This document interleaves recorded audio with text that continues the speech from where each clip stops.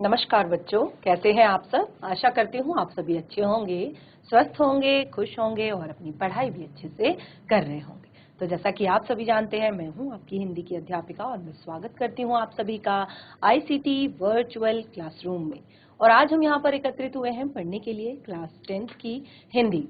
Class 10th की हिंदी में हम पढ़ रहे हैं हमारी क्षितिज पाठ्य पुस्तिका से ली गई कविता तुम्हारी यह दंतुरित मुस्कान। और इस कविता के कवि हैं नागार्जुन जी।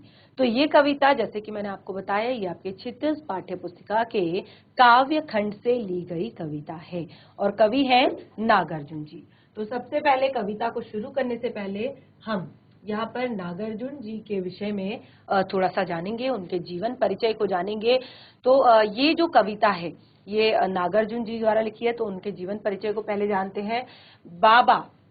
बाबा के नाम से प्रसिद्ध कवि नागार्जुन का जन्म 30 जून 1911 ज्येष्ठ मास की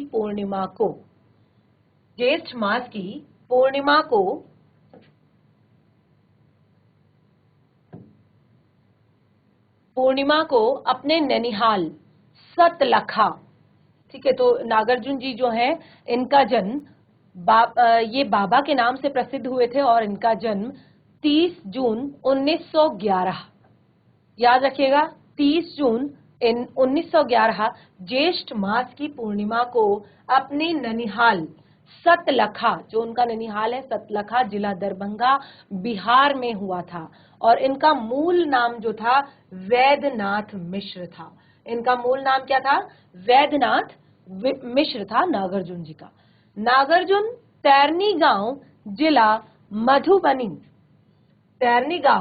जिला मधुबनी बिहार के निवासी रहे और आपकी प्रारंभिक शिक्षा स्थानीय संस्कृत पाठशाला में हुई। नागार्जुन जी की जो प्रारंभिक शिक्षा थी वो वहीं के स्थानीय पाठशाला संस्कृत पाठशाला में हुई। बाद में और अपनी पढ़ाई करने के बाद इन्होंने वाराणसी और कोलकाता में जो आगे की पढ़ाई थी वो इन्होंने पूरी की। 1936 में आप श्रीलंका गए और वहीं बौद्ध धर्म की दीक्षा ग्रहण की। कुछ समय लंका में ही रहे और फिर भारत लौट आए। अपनी कलम से आधुनिक हिंदी काव्य को और समृद्ध करने वाले नागार्जुन का 5 नवंबर 1998 को ख्वाजा सराय दरभंगा बिहार में ही निधन हो गया। तो इस तरह से हमने यहाँ पर नागार्जुन जी के जीवन परिचय को पढ़ा, उनके जन्म, उनकी प्रारंभिक शिक्षा, उनकी आगे की जो शिक्षा थी और उसके बाद उन्होंने अपने जीवन में किस तरह से बौद्ध धर्म को ग्रहण किया और उसके बाद किस तरह से उनकी मृत्यु हुई। तो जब भी आप किसी भी काव्य को पढ़ते हैं या किसी भी गद्य को पढ़ते हैं तो आपको यहाँ पर सबसे पहले कवि और कविता का नाम याद होना चाहिए, कवि के जीवन परिचय, क्योंकि आप एक कविता को पढ़ रहे हैं तो आपको कवि के बारे में पूरी नॉलेज होनी चाहिए। किस तरह की कवि की भाषा शैली है, क्या उनकी रुचियां हैं, किस और उनकी बाकी की रचनाएं क्या हैं, कब उनका जन्म हुआ, कब उनकी मृत्यु हुई। तो लगभग ये जो मेन पार्ट्स हैं, चीजें हैं कवि के विषय में, वो आपको याद होनी चाहिए। तो जैसे कि हम यहाँ पर शुरू करने वाले हैं हमारी कविता, जिसका नाम है तुम्हारी यह दंतुरित मुस्कान। तो आप यहाँ पर चित्र में देख रहे हैं कि जो छोटे बच्चों की मुस्कान होती है, जो ये कविता है, इसमें भी कवि यही दिखाना चाहते हैं, यही बताना चाहते हैं कि छोटे बच्चे की जो मुस्कान होती है वो किस तरह से सबका मन मोह लेती है, सबको अपनी तरफ आकर्षित कर लेती है। और कई बार क्या होता है, हम बहुत ज्यादा निराश होते हैं, बहुत ज्यादा उदास होते हैं, तो अगर आसपास हमारे छोटा बच्चा होता है और वो मुस्कुराता हुआ हमारे पास आता है तो हमारे अंदर की सारी निराशा, सारी उदासीनता हमारी चली जाती है और हम उसकी मुस्कान में मुग्ध हो जाते हैं, उसकी मुस्कान पर मुग्ध हो जाते हैं। इस कविता में भी कवि ने जैसे कि आप कविता का नाम ही देख रहे हैं, यह दंतुरित मुस्कान, तुम्हारी यह दंतुरित मुस्कान। तो इसमें कवि ने एक छोटे बच्चे की जो मुस्कान है उसको अनेक अनेक बिंबों से इस कविता में दर्शाया है, इस कविता में प्रस्तुत किया है। तो आप देखेंगे जब आप इस कविता को पढ़ेंगे तो बहुत ही सुंदर, बहुत ही प्यारी ये कविता है। साथ ही इसका भावार्थ हम पढ़ेंगे, कविता से जुड़े हुए कठिन शब्द हम यहाँ पर पढ़ेंगे। तो बिल्कुल रेडी हो जाइए आप सब कविता को पढ़ने के लिए। और अगर आपके पास बुक है तो आप अपनी बुक में देख सकते हैं, अगर बुक नहीं है तो आपकी स्क्रीन पर दिखाई दे रहा है, देखिए। तुम्हारी यह दंतुरित मुस्कान मृतक में भी डाल देगी जान, तुम्हारी यह दंतुरित मुस्कान मृतक में भी डाल देगी जान। धूली धूसर तुम्हारे ये गात, छोड़कर तालाब मेरी झोपड़ी में खिल रहे जलजात। पारस पाकर तुम्हारी ही प्राण, पिघल कर सब बन गया होगा, जल बन गया होगा कठिन पाषाण। छू गया तुमसे कि झरने लगे पेड़, सैफालिका के फूल बांस था या बबूल। तो अब देखिए, जैसे कि आप कविता की पंक्तियां देख रहे हैं, बहुत ही ज्यादा सुंदर है, बहुत ही ज्यादा प्यारी है। एक एक पंक्ति का आप भावार्थ देखेंगे। तुम्हारी यह दंतुरित मुस्कान, तो जैसे कि मैंने आपको बताया, कवि जो है एक छोटे बच्चे की जो दंतुरित मुस्कान है, आप देख सकते हैं चित्र में भी, जो छोटे बच्चे होते हैं उनके पूरी तरह से दांत निकले भी नहीं होते हैं, और जो सामने के जो दांत निकलते हैं, एक या दो दांत जो उसके निकलते हैं, तो उनसे जब वो मुस्कुराते हैं वो बहुत ही सुंदर लगते हैं, बहुत ही प्यारे लगते हैं। तो देखिए कितनी बड़ी बात यहाँ पर बोली है कवि ने, तुम्हारी यह दंतुरित मुस्कान मृतक में भी डाल देगी जान। मृतक में भी, यानी कि देखिए मृतक शब्द से यहाँ पर है, देखिए मृतक का अर्थ होता है मरा हुआ, जो बिल्कुल डेड हो गया हो, जो अब बिल्कुल भी कोई भी गति ना कर रहा हो। तो यहाँ पे कवि का मृतक से आश्रय है कि जो संसार में बिल्कुल निराश हो चुके लोग हैं, जो बिल्कुल उदास हो चुके लोग हैं, जिनके जीवन में कोई भी खुशी नहीं है, यानी कि वो या तो खुशी है और वो उस खुशी से उसको नजरअंदाज कर रहे हैं और वो खुश रहना नहीं जानते हैं। तो ऐसे निराश, उदास और भटके हुए लोगों के लिए कहा है कि तुम्हारी यह दंतुरित मुस्कान मृतक में भी डाल देगी जान। एक छोटे से बच्चे के लिए कह रहे हैं कि तुम्हारी ये जो प्यारी सी दंतुरित मुस्कान है वो मृतक में भी, यानी कि निराश, उदास, हताश लोगों में भी जान डाल देती है, उनके अंदर भी जीने की आशा जगा देती है तुम्हारी यह प्यारी सी दंतुरित मुस्कान। यानी कि जब मैंने कहा ना कि जब हम कभी भी बहुत ज्यादा उदास होते हैं, बहुत ज्यादा निराश होते हैं, तो अब हमारे आसपास अगर बच्चे खेल रहे होते हैं, खास तौर पर जब वो बहुत छोटे बच्चे होते हैं, अगर खेल रहे होते हैं, तो उनको देखते ही हमारी जो सारी उदासी है वो चली जाती है, हमारा जो सारा दुख है वो चला जाता है। धूली धूसर तुम्हारे ये गात, छोड़कर तालाब मेरी झोपड़ी में खिल रहे जलजात। धूली धूसर, धूली धूसर तुम्हारे ये गात।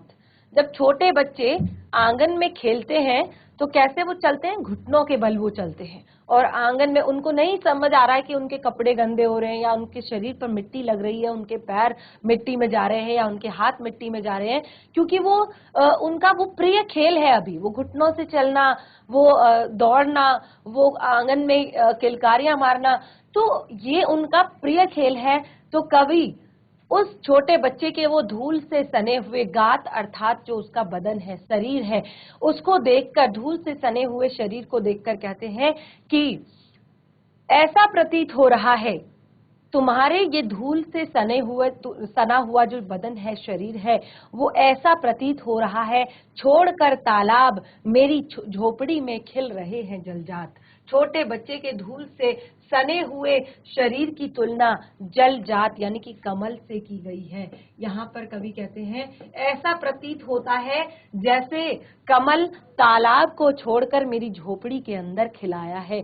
मेरी झोपड़ी इतनी ज्यादा रोशन हो गई है तुम्हारे इस सुंदर जो प्यारे मुख के जो बिंब को देखकर पूरी चमकने लगी है और ऐसा लगता है कि जो कमल तालाब को छोड़कर मेरी झोपड़ी में खिल आए हैं। पारस पाकर तुम्हारा ही प्राण, पारस पाकर तुम्हारा ही प्राण, पिघल कर जल बन गया होगा पाषाण। पारस अर्थात स्पर्श, यानी कि जब छोटे बच्चे को हम गोदी में उठाते हैं तो कठिन से कठिन जो पाषाण से पाषाण हृदय होता है वो भी पिघलकर मोम बन जाता है, वो भी पिघलकर जल बन जाता है जब छोटे बच्चे को प्रेम से गोदी में हम उठाते हैं। कई बार क्या होता है कि हमें बहुत ज्यादा गुस्सा आ रहा होता है, हम बहुत ज्यादा फ्रस्ट्रेट हो रहे होते हैं, इरिटेट हो रहे होते हैं अपने काम से या अपनी किसी बात से, तो क्या होता है अगर हम छोटे बच्चे के साथ खेल लें, उसको गोदी में उठा लें थोड़ी देर, तो क्या होता है हमारी जो सारी फ्रस्ट्रेशन होती है, सारा गुस्सा होता है, वो बिल्कुल दूर हो जाता है। और कई लोग ऐसे होते हैं जो बहुत कम बोलते हैं, बहुत कम हंसते हैं, तो वो भी छोटे बच्चों के साथ खेलना, उनके साथ हंसना पसंद करते हैं। तो कवि यही कह रहे हैं, पारस पाकर तुम्हारा ही प्राण, तुम्हारा स्पर्श पाकर जो कठोर पाषाण बन गया हृदय भी पिघलकर पानी बन जाता है, पिघलकर मोम बन जाता है। छू गया तुमसे कि झरने लगे पेड़ शेफालिका के फूल, बांस था या बबूल। जब तुम्हारा स्पर्श हम पाते हैं, तुम्हारा ये कोमल स्पर्श हमें कैसा प्रतीत होता है, ऐसा लगता है कि शेफालिका के जो फूल हैं वो झड़ गए हैं, वो झड़ने लगे हैं। इतना कोमल, इतना मुलायम, इतना सॉफ्ट तुम्हारा ये स्पर्श है, ऐसा लगता है कि शेफालिका के फूल झड़ने लगे हैं। कि बांस था या बबूल, फिर चाहे वो बांस हो या बबूल हो, यानी कि किसी भी तरह का व्यक्ति हो, वो पिघल जाता है, वो तुमसे मंत्र मुग्ध हो जाता है। तुम मुझे नहीं पाए पहचान, तुम मुझे नहीं पाए पहचान, देखते ही रहोगे अनिमेष, थक गए हो आंखें लू में फेर। क्या कहते हैं अब कवि कहते हैं कि शायद तुम मुझे पहचान नहीं पाए हो। अब यहाँ पर देखिए बच्चे के पिता के रूप में कवि कह रहे हैं, क्योंकि देखिए दिन भर जो बच्चे का जो पिता होता है वो दिन भर बाहर अपने काम पे, अपने जॉब पे, या कई लोग तो बाहर देश या दूसरे शहरों में रहते हैं बच्चों के पिता। तो जब कभी वो घर आते हैं, अपने बच्चों से मिलते हैं, तो जो बहुत छोटे बच्चे होते हैं वो क्या करते हैं, जल्दी से उनकी गोदी में नहीं जाते, क्योंकि वो पहचान नहीं पाते हैं और क्या करते हैं, देखते ही रहते हैं। आपने देखा होगा ना छोटे बच्चे, कई बच्चे तो जल्दी से गोदी में आ जाते हैं और कई बच्चे नहीं आते हैं, वो आपको देखते रहेंगे, देखते रहेंगे, देखते रहेंगे। तो ऐसे ही अब एक बच्चे के पिता के रूप में कवि कह रहे हैं कि तुम मुझे पाए नहीं पहचान, देखते ही रहोगे अनिमेष। अनिमेष यानी कि लगातार, एक टकी लगाकर, आंखें बिना झपकाए, बिना पलक झपकाए। तो कवि कहते हैं शायद तुम मुझे पहचान नहीं पाए हो, तुम मुझे टकटकी लगाकर देख रहे हो, थक गए होंगे। अब वो कवि कहते हैं, अब देखिए वो उनका बच्चा है तो उनको उसकी चिंता भी है। वो कहते हैं कि तुम इस तरह से मुझे अनिमेष एक टक देखते हुए थक गए होंगे, तो क्यों ना आंख फेर लूं मैं, क्यों ना मैं ही तुमसे अपनी नजरें हटा लूं। क्योंकि हम भी क्या होता है, जब हम बच्चे के पास जाते हैं तो हम अपने आप को रोक नहीं पाते, उसको पकड़ने से, उसको गोदी में खिलाने से, उसको प्यार करने से, या उसकी तरफ देखने से, या उसके साथ खेलने से। तो यही कवि कह रहे हैं कि तुम शायद मेरे पास आ नहीं रहे हो क्योंकि तुम मुझे पहचान नहीं रहे हो, तो क्यों ना मैं ही अपनी नजरें तुमसे फेर लूं, मैं ही अपनी आंखें तुमसे हटा लूं।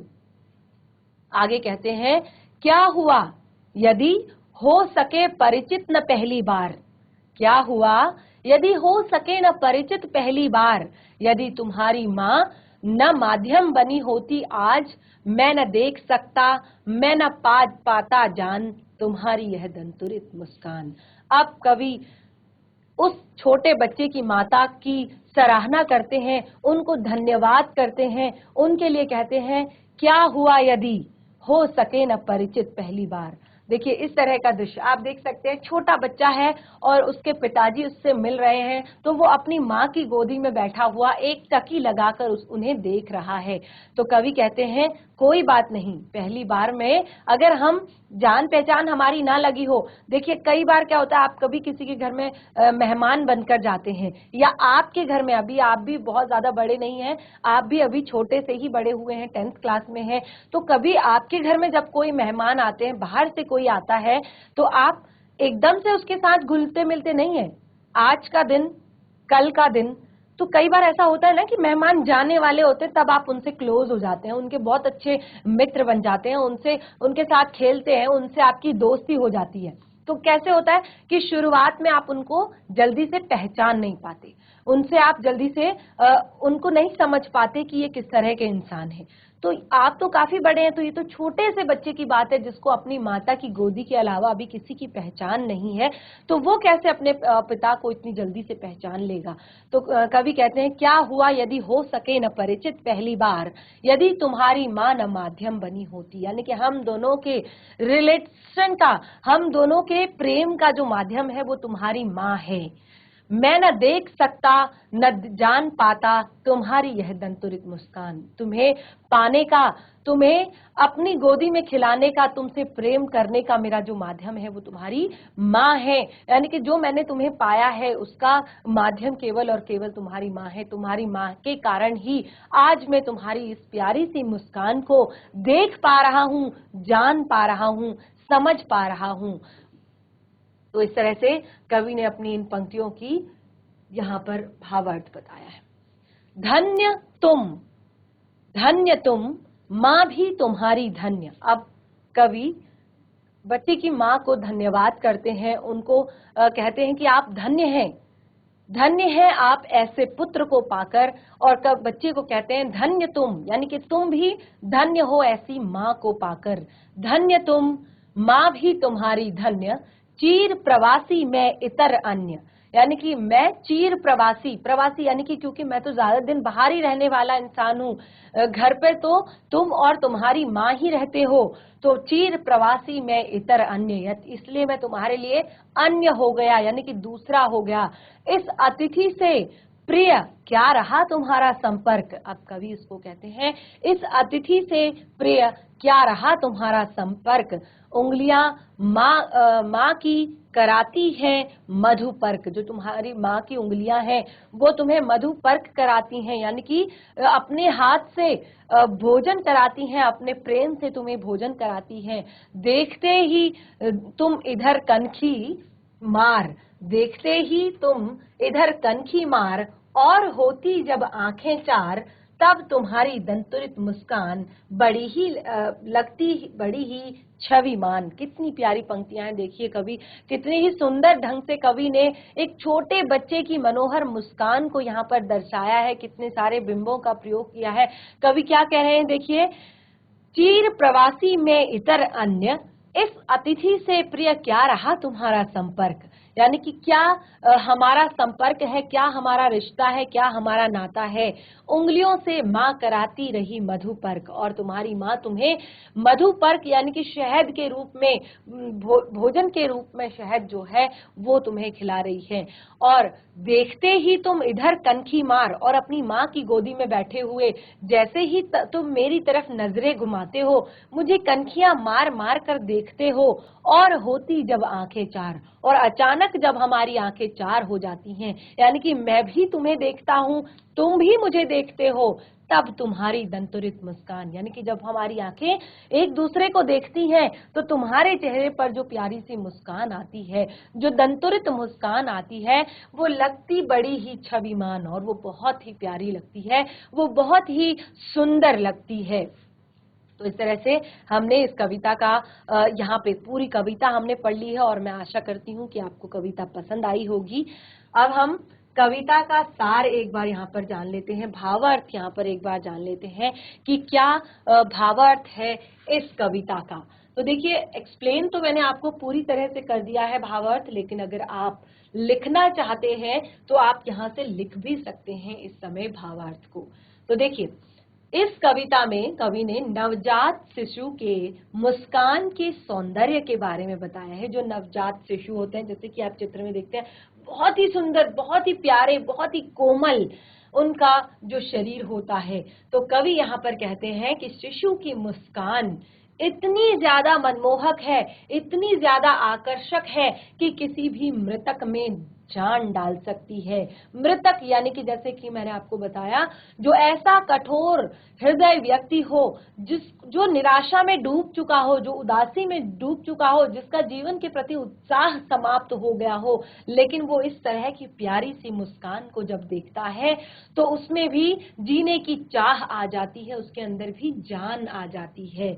तो क्या कहते हैं कवि कि धूल से यानी कि खेलने के बाद, आंगन में कनखियां मारकर खेलने के बाद धूल से भरा हुआ तुम्हारा ये शरीर देखकर मुझे ऐसा प्रतीत होता है, मुझे ऐसा लगता है मानो कमल का फूल तालाब को छोड़कर मेरी ही झोपड़ी में आकर खिल गया हो, और तुम्हारे इस कोमल, इस सुंदर स्पर्श को पाकर जो पत्थर भी यानी कि पाषाण भी जो है वो पिघल कर पानी बन गया हो, क्योंकि तुम्हारे जैसे छोटे से शिशु का स्पर्श पाकर, कोमल स्पर्श पाकर किसी भी पत्थर हृदय व्यक्ति का दिल पिघल सकता है। किसी के मन में कितना भी ज्यादा द्वेष हो, कितना भी ज्यादा घृणा हो, कितना भी ज्यादा निराशा हो, कितना भी वो व्यक्ति हतोत्साहित हुआ हो, तो उसके अंदर वो प्रेम, वो उत्साह के अंकुर फूट जाते हैं तुम्हारी इस मधुर मुस्कान को देखकर, तुम्हारी इस प्यारी सी मुस्कान को देखकर। आगे कवि कहते हैं कि उनका मन बांस और बबूल की भांति, बांस आपने देखा होगा बिल्कुल कठोर लकड़ी होती है, और बबूल में क्या होते हैं, कांटे होते हैं। तो कवि कहते हैं कि जो उनका मन था वो बांस और बबूल की भांति कठोर हो चुका था, निठुर हो गया था, परंतु तुम्हारी इस कोमलता के स्पर्श को पाकर, कोमलता के स्पर्श पाने मात्र से ही मेरा जो मन है वो शेफालिका के फूलों की भांति झड़ने लगा है, कोमल हो गया है, मुलायम हो गया है, और इतना ज्यादा खुशी, इतनी ज्यादा उत्साह मेरे अंदर आ गया है। कवि हृदय कहते हैं, मेरे हृदय में भी प्रेम और वात्सल्य की धारा बहने लगी है। प्रेम और वात्सल्य, जो वात्सल्य छोटे बच्चों के प्रति जो प्रेम होता है उसको वात्सल्य कहा जाता है। तो प्रेम और वात्सल्य के धारा मेरे अंदर बह निकली है, और अब वो अपने शिशु से कहते हैं कि आज से पूर्व तुमने शायद मुझे नहीं देखा होगा, इसीलिए शायद तुम मुझे पहचान नहीं पा रहे हो। अब क्योंकि तुम मुझे एक टकी लगा कर देख रहे हो, तो अब तुम्हारी इन आंखें थक गई होंगी, और तुम्हारी आंखों की थकान को मिटाने के लिए मैं स्वयं ही अपनी आंखें फेर लेता हूँ, क्योंकि तुम एक टकी लगाकर देखने के इस श्रम से, इस मेहनत से बच सको। और कवि अब यहाँ पर कहते हैं कि क्या हुआ यदि तुम मुझे पहचान नहीं पाए, क्या हुआ यदि तुम मुझे पहचान नहीं पाए, आज तुम्हारी माँ न होती, तुम्हारी माँ माध्यम न बनी होती, तो मैं तुम्हारी इस सुंदर सी प्यारी सी मुस्कान को देख नहीं पाता। तो इस तरह से पूरा हमारा कविता कंप्लीट हो चुकी है। कविता का भावार्थ हमने समझ लिया है, कविता का सार हमने समझ लिया है, और मैं आशा करती हूँ कि आप लोगों को कविता बहुत ज्यादा पसंद आई होगी। बहुत ही प्यारी कविता है, बहुत ही सुंदर कविता है। घर पर एक बार कविता को पढ़िए, याद करने की कोशिश कीजिए, कवि और कवि का नाम पढ़िए, और उसको भी याद करने की कोशिश कीजिए। तो देखिए, आपने ये जो भावार्थ है उसको अपनी कॉपी में लिखना है, ठीक है। स्टैंजा वाइज लिखेंगे या फिर पूरा सार के तौर पर लिखेंगे, लेकिन ये भावार्थ आपने लिखना है, क्योंकि आपके बोर्ड एग्जाम्स में इसमें कुछ काव्यांश बीच के आ सकते हैं, और उन काव्यांशों का आपने यहाँ पर उत्तर देना होता है। तो कभी कभी भावार्थ एक्सप्लेन करने को भी आता है, कवि का नाम आता है, पाठ का नाम आता है, और आप भावार्थ तभी लिख पाएंगे जब आपको कठिन शब्दों के अर्थ पता होंगे, क्योंकि कुछ कठिन शब्द भी हैं कविता में। तो कुछ कठिन शब्द यहाँ पर मैंने दिए हैं, तो इनको हम पढ़ लेते हैं एक बार, और आप चाहें तो इनको नोट डाउन भी कर सकते हैं अपनी कॉपी में। तो शुरू करते हैं। दंतुरित, दंतुरित मुस्कान। देखिए, शुरू में ही पहला शब्द हमारा आया है, तुम्हारी यह दंतुरित मुस्कान। तो दंतुरित का अर्थ होता है जो बच्चों के नए नए छोटे छोटे जो दांत आते हैं, यानी कि बिल्कुल पूरे उनका दांत नहीं आए रहते, बस नीचे और ऊपर के छोटे से दांत आगे से आते हैं, तो उसके लिए कहा है दंतुरित, यानी कि जो अभी दांत निकले ही हैं नए नए। ठीक है, धूली धूसर, धूली धूसर यानी कि मिट्टी से सने हुए। खेलते वक्त बच्चों के जो पैर होते हैं वो मिट्टी से सन जाते हैं। गात का अर्थ होता है शरीर। जलजात, जलजात का अर्थ होता है कमल का फूल। ठीक है, एक पर्यायवाची भी हो गया ये कमल का, तो याद रखिएगा। परस, परस का अर्थ होता है स्पर्श। पाषाण, पाषाण का अर्थ होता है पत्थर। शेफालिका एक विशेष प्रकार का फूल होता है। अनिमेष, अनिमेष का अर्थ होता है अपलक या एक टकी लगाकर देखना। परिचित, परिचित यानी कि जिससे जान पहचान हो, और अपरिचित जिससे जान पहचान ना हो। परिचित जिससे हमारी जान पहचान हो और अपरिचित जिससे हमारी जान पहचान ना हो। ठीक है, माध्यम, माध्यम यानी कि साधन। चीर प्रवासी, चीर प्रवासी यानी कि बहुत दिनों तक कहीं रहने वाला। तो जैसे कि मैंने आपको बताया, जो बच्चे के पिता हैं वो घर पर नहीं रहते हैं। कई बार क्या होता है, घर पर भी रहते हैं तो वो सुबह से लेकर शाम तक अपनी ड्यूटी में होते हैं, अपनी जॉब पर होते हैं, और कई बार वो घर से काफी दूर भी होते हैं। कई बार वो अगले शहर में होते हैं, कई बार वो दूसरे देश में भी होते हैं। तो चीर प्रवासी यानी कि बहुत दिनों तक कहीं बाहर रहने वाला, कहीं और रहने वाला। इतर, इतर का अर्थ होता है अन्य। संपर्क का अर्थ है संबंध। मधुपर्क, मधुपर्क का अर्थ है पंचामृत, पंचामृत। कनखी, कनखी यानी कि तिरछी निगाहों से। कई बार क्या होता है कि कोई गेस्ट हमारे घर में आते हैं तो हम क्या करते हैं, बहुत जल्दी से बाहर नहीं जाते, उनसे मिलने के लिए नहीं जाते, बिल्कुल छुपके से पर्दे से देखते हैं, अरे कौन आया है। या फिर अगर जाते भी हैं बाहर तो बिल्कुल नजरें नहीं मिलाते, डर से ऐसे तिरछी तिरछी निगाहों से देखते हैं। तो उसको कहते हैं कनखी से, कनखियां, तिरछी निगाह से देखना। ठीक है, छविमान, छविमान का अर्थ होता है सुंदर। चार, आंखें चार होना, आंखें चार होना यानी कि परस्पर देखना, आपस में देखना। बिल्कुल जैसे बच्चे ने देखा उसी टाइम उसके पिता ने भी उसे देखा, तो आंखें चार यानी कि परस्पर देखना। कोटि कोटि, कोटि कोटि यानी कि करोड़ों। महिमा, महत्ता। रूपांतर, बदला हुआ। सिमटा हुआ, संकोच यानी कि सिमट कर मंद हो गया। थिरकन अर्थात नाच। ठीक है, तो इस तरह से यहाँ पर कठिन शब्द भी हमारे क्लियर हो चुके हैं, और अब मुझे लगता है कि आप नोट डाउन भी इन्हें कर सकते हैं। देखिए आपके सामने दिखाई दे रहे हैं, नोट डाउन भी कर सकते हैं। और साथ ही अब हम इस पाठ से जुड़े हुए कुछ प्रश्नों उत्तर हैं, उनको एक बार पढ़ लेते हैं। बच्चे की दंतुरित मुस्कान का कवि के मन पर क्या प्रभाव पड़ता है? वैसे तो इन प्रश्नों का उत्तर देने में अब आप सक्षम हैं, क्योंकि कविता का भावार्थ आप जान चुके हैं। तो पाठ के प्रश्नों के उत्तर बहुत ज्यादा टफ आपके लिए नहीं होने चाहिए। फिर भी अगर आप नोट डाउन करना चाहते हैं तो नोट डाउन भी कर सकते हैं, लिख सकते हैं कि बच्चे की दंतुरित मुस्कान का कवि के मन पर क्या प्रभाव पड़ता है। तो क्या प्रभाव पड़ा था कवि के मन पर बच्चे की इस दंतुरित मुस्कान का? कौन बच्चा बताएगा? कोई स्कूल, कोई भी बच्चा? और देखिए बच्चे, कविता कंप्लीट हो चुकी है, भावार्थ भी पढ़ लिया है, लेकिन अभी भी कोई दिक्कत, कोई परेशानी, कोई समस्या इस चैप्टर से कुछ समझ में नहीं आया है, कोई भावार्थ कहीं पर समझ में नहीं आया है, कोई रह गया है, तो उसको आप बता सकते हैं, अपनी प्रॉब्लम शेयर कर सकते हैं। तो देखिए पहला प्रश्न है, बच्चे की दंतुरित मुस्कान का कवि के मन पर क्या प्रभाव पड़ता है? जो बच्चे की दंतुरित मुस्कान है उसका कवि के मन पर क्या प्रभाव पड़ता है? तो बच्चे की दंतुरित मुस्कान का कवि के मन पर बहुत ही गहरा प्रभाव पड़ता है।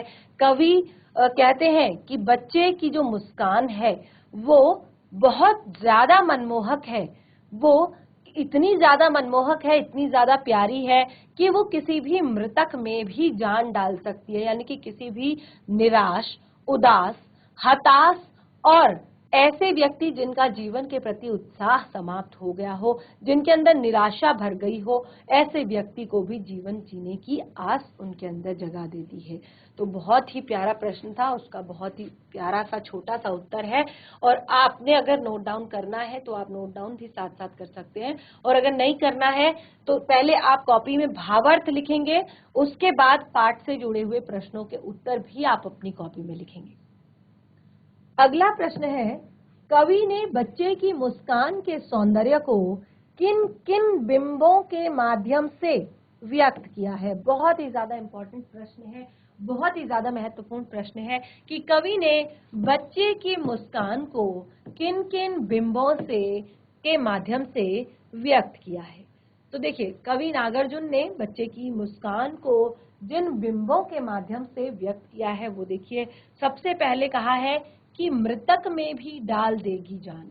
ऐसी मुस्कान है कि मृतक व्यक्ति में भी जान डाल देगी। दूसरा कहा है, ऐसा प्रतीत होता है जैसे कमल तालाब को छोड़कर मेरी झोपड़ी में खिलाए हों। इतना सुंदर, इतना कोमल शरीर, इतना प्यारा, और वो भी धूली से धूसिर, धूल से सना हुआ।